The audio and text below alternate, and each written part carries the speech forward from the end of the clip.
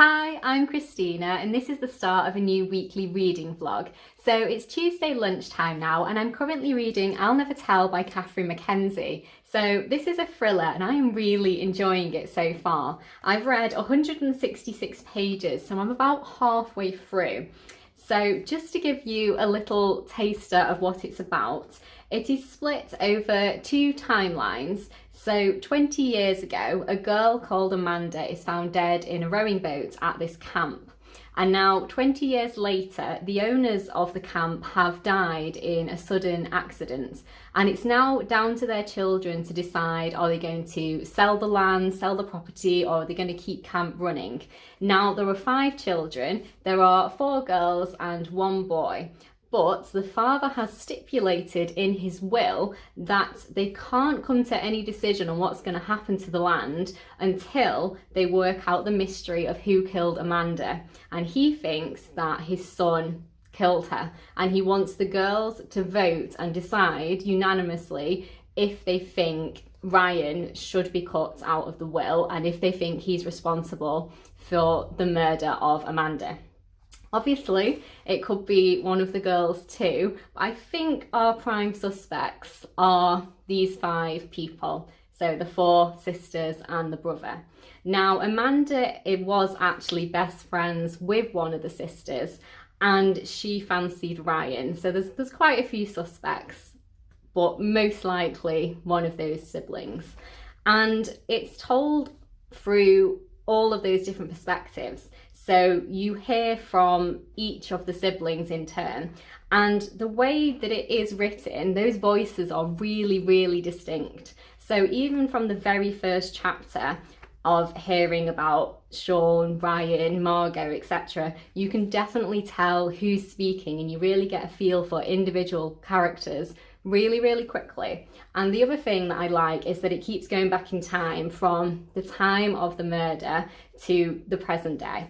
And another thing that's pretty good, which I haven't seen in that many books, is that it kind of keeps a little timeline for you of what's going on. So it tells you, where the people are, the location and the time, and then everyone's name goes across the top, because you're given a lot of information in one go about who is where on the island, where people are at what times. So I think the further you go in, the more it's going to help you, because you're going to go through and maybe you're going to start thinking, oh, this is impossible for this person to be here if this person is here, etc.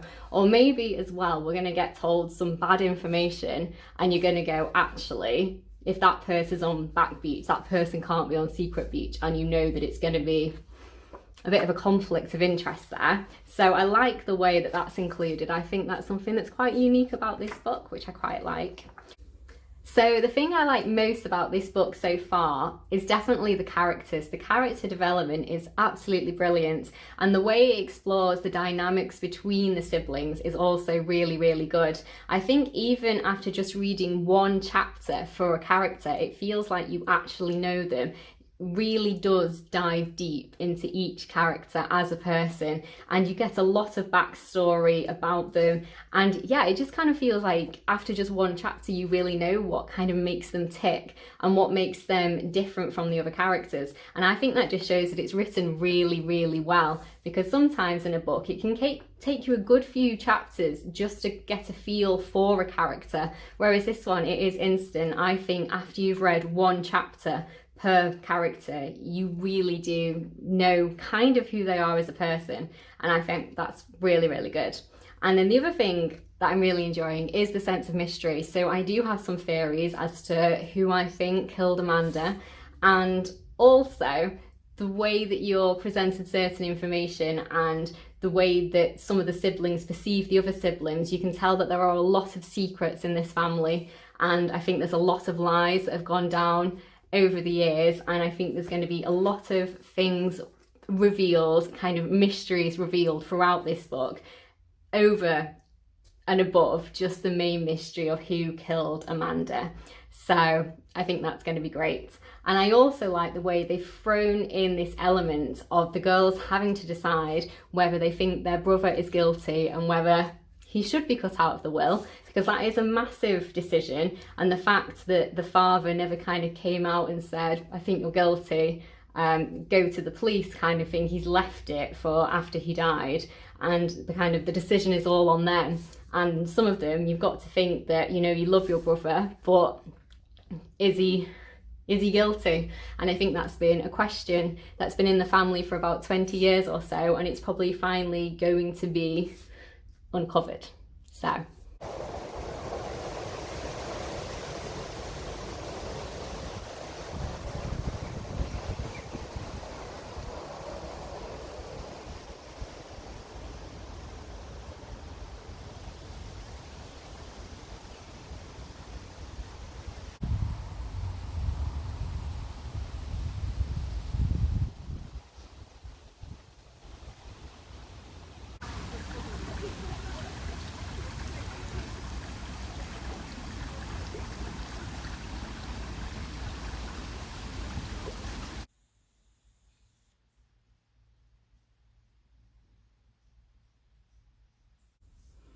hi, it is Thursday evening and I finished I'll Never Tell by Karin McKenzie. So I was really enjoying it, and I was pretty sure I was going to be giving it a 4-star, but the ending kind of knocked it down a little bit for me, so it's gone down to a 3-star.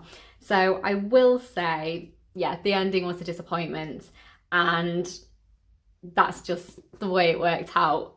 But I did really enjoy the way that the characters were so distinct. It was written from so many different perspectives, and that was a really great part of the story. That was my favourite part of the whole book.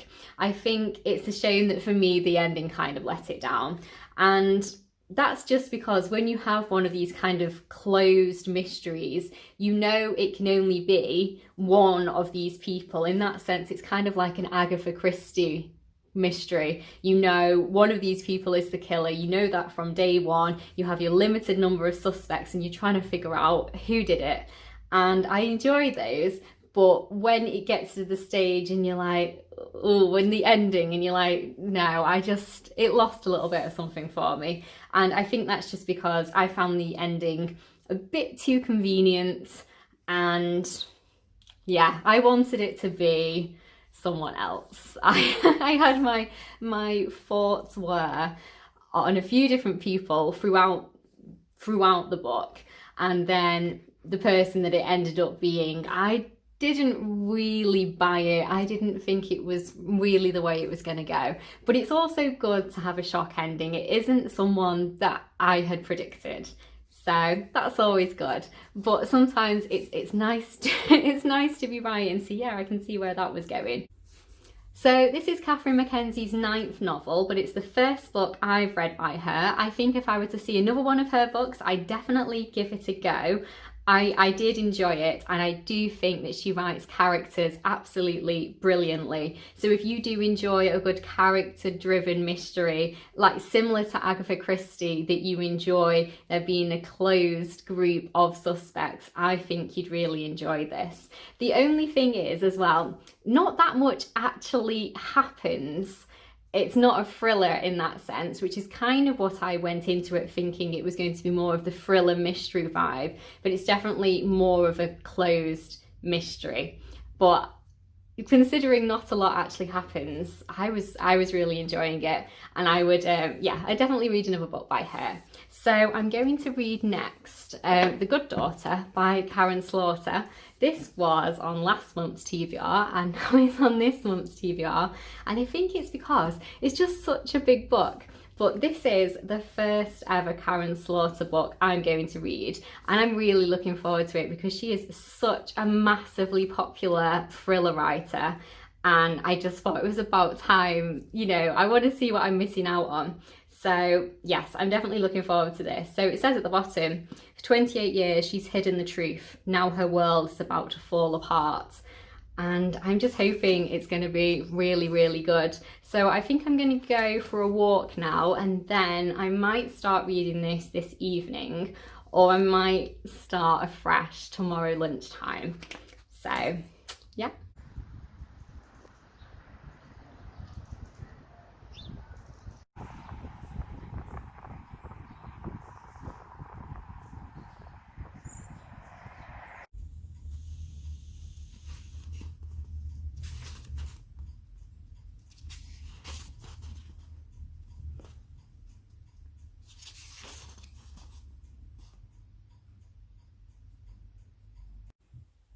Hi, so it is Sunday evening now, and I've only read a little bit of my book this weekend. So I've read 72 pages, and honestly, it is way more graphic than I anticipated. So when they're talking about the murders, it is really, really gruesome.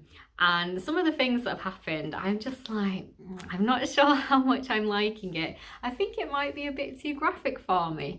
And that's unusual. Like, I don't normally come across that. It's not that it scares me or it's disturbing. I just think it's unnecessarily graphic. Like, I don't feel I needed to know some of those things.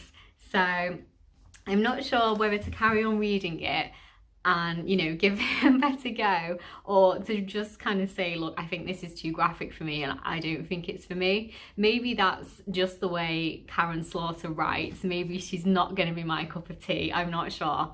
But I think I'm gonna wrap the vlog up here because I'm not gonna read anymore today. And let me know if you've read The Good Daughter or if you've read any of Karin Slaughter's books. Is she known to be kind of graphic in her writing, or is this just me? Am I completely over analysing this? Let me know what you think down in the comments below. So thank you so much for watching, and I will see you in next week's video. Bye.